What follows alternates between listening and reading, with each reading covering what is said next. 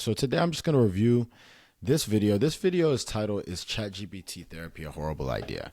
And I did not know that people were using AI for, therapy until recently. One of my coworkers, Alyssa, she mentioned it on the podcast that we did.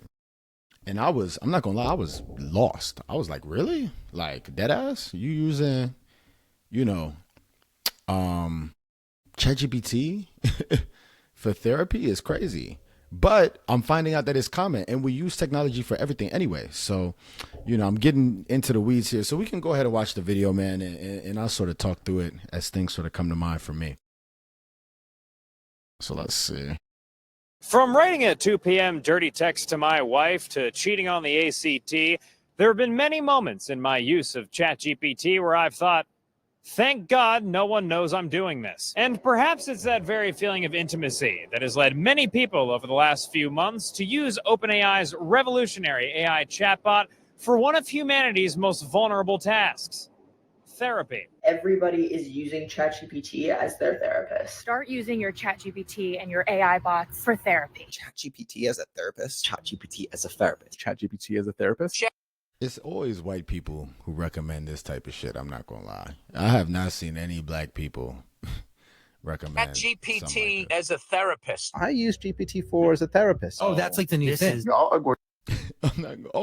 It is a black. Okay. God. So does the genius, scary beep boop machine in my pocket hold the key to mental health? Or is this all actually pretty bad for us? Today, we investigate.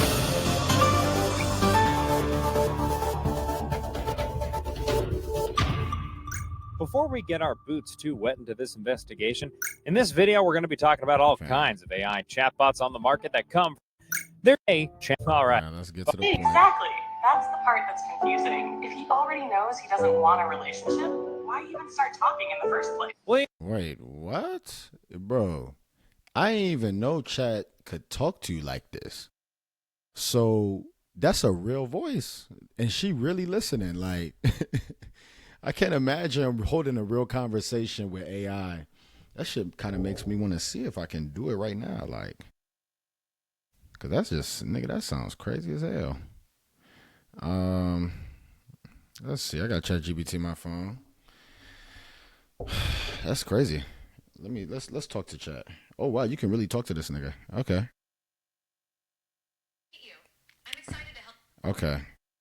We gonna use Chat. Can you be my therapist right now?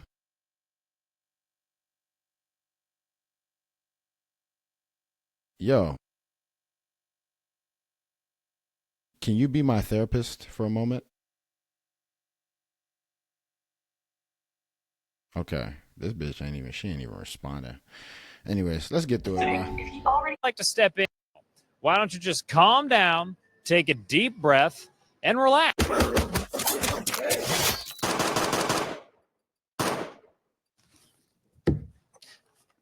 Never mind. While this all might seem a little spooky to some, there are a lot of heads out there who find AI bots easier to talk to, more accessible, and cheaper than good old flesh and bone therapists.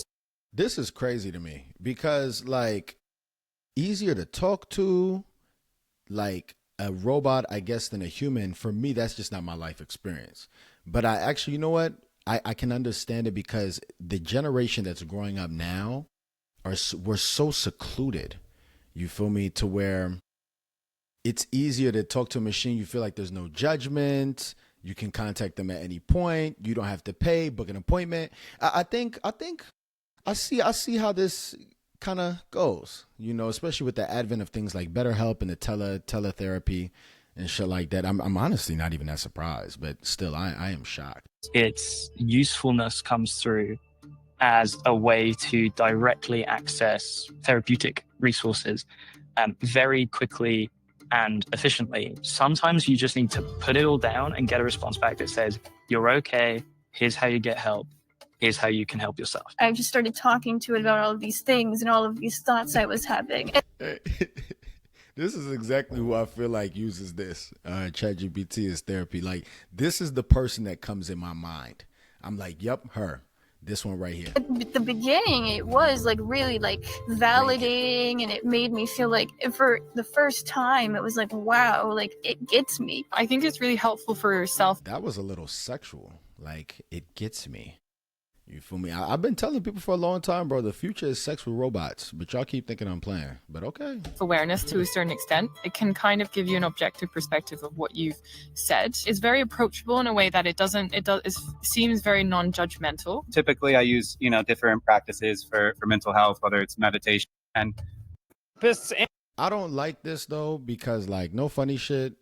There is a, if you've ever watched The Sopranos, right? They talk about it, right? How the criminal, and there was a real life study that sort of explored this, but how criminals were using therapy to become, not therapy, but psychiatrists to become better criminals, as far as how they can twist stories, how they can lie, how they can manipulate.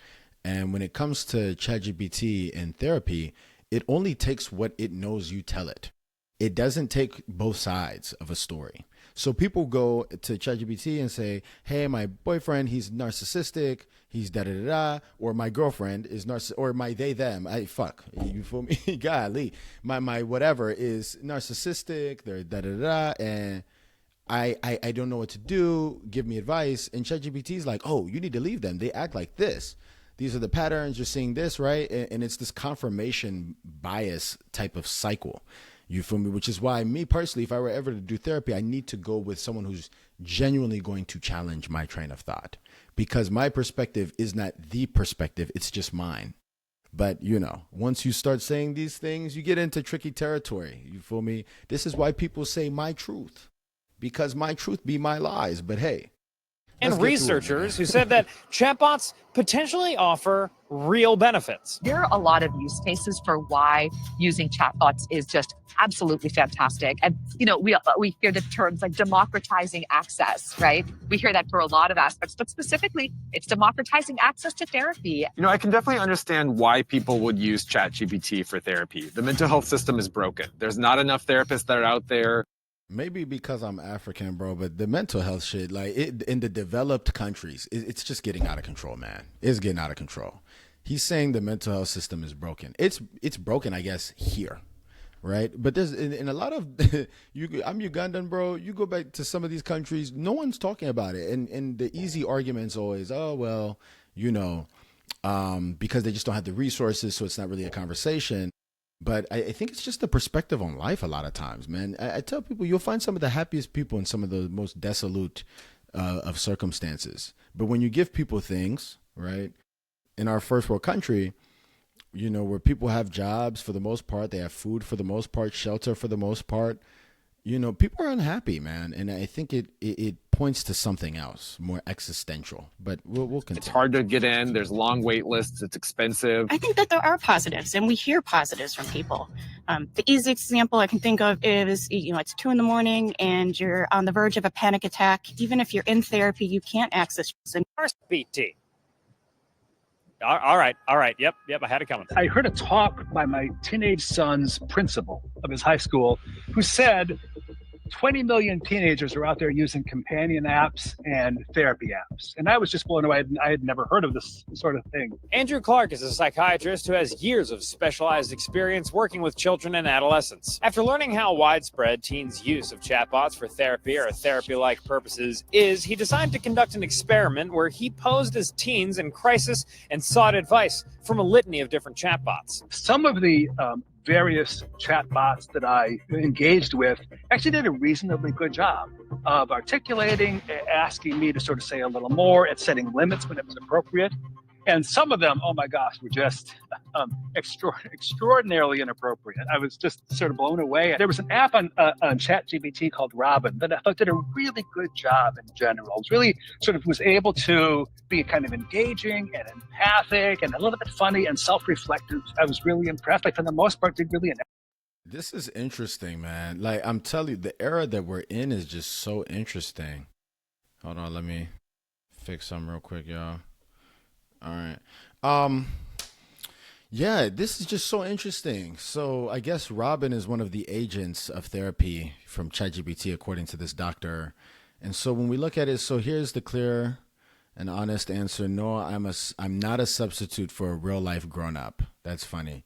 Here's what I can be: a safe, private place that's free. I think people, that to me, that's the biggest thing. It's free, right? A source of insight, a guide through hard thoughts or feelings, a spark of clarity when everything feels foggy. You feel me? This is so sexy. A first step when you're not ready to talk to someone in real life. People are going to start having sex with robots, man. I promise you. And it's already here, right? You know, the dildos and those aren't robots, but they have the automated, the roses. Some of you guys are already having sex with robots, you know? And then look, it's setting boundaries. Here's what I can't do. I can't hug you, protect you, or intervene in real life situations. I can't replace a parent. All right, nigga, therapist, teacher, or trusted adult who knows the world. But one day it can replace a lover.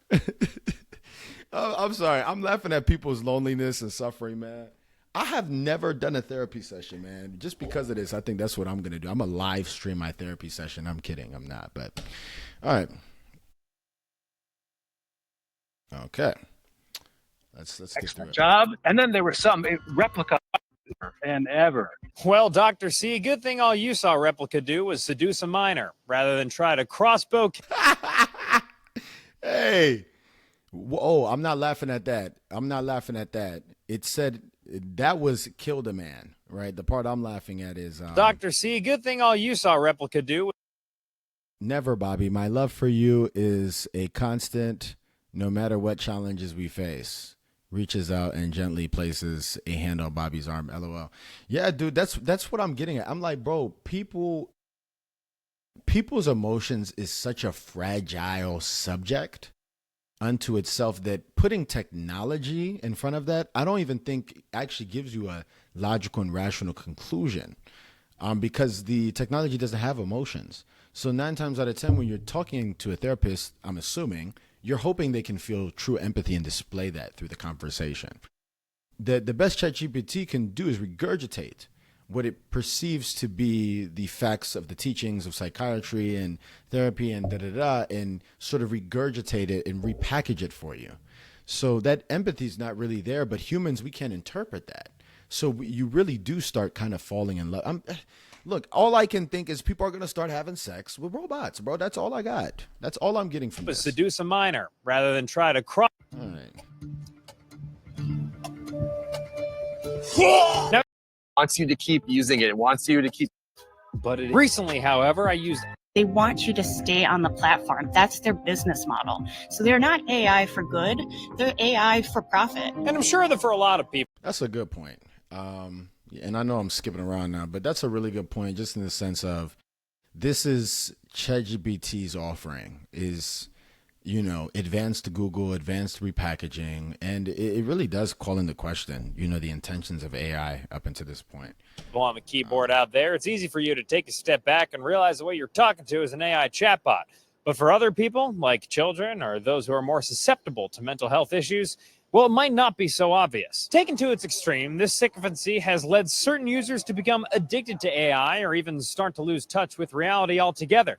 And this has been well documented by Kashmir Hill, a reporter who wrote a viral story about people who emailed her over conspiracy theories that ChatGPT led them to believe. Kashmir invited us to the New York Times offices in New York Times City, where we got. All right, I'm done with this. Long story short, man, it's straightforward. ChatGPT therapy, is it a horrible idea? In theory, no. In practice, yes. People's emotions are fragile. I think we will never evolve past the human experience, no matter how much we try and how good technology gets around us. But is it convenient? Absolutely. And will it repackage whatever the fuck it's, pulled from its large language model to serve its purpose to you? It definitely will.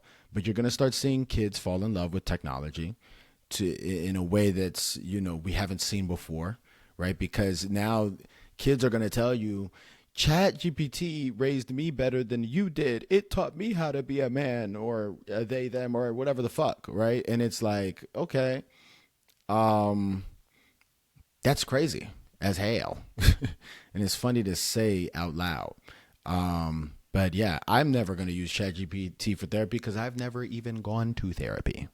I suppose one day I will. I heard I get 2 free sessions paid. But all right, we'll go to something else because this was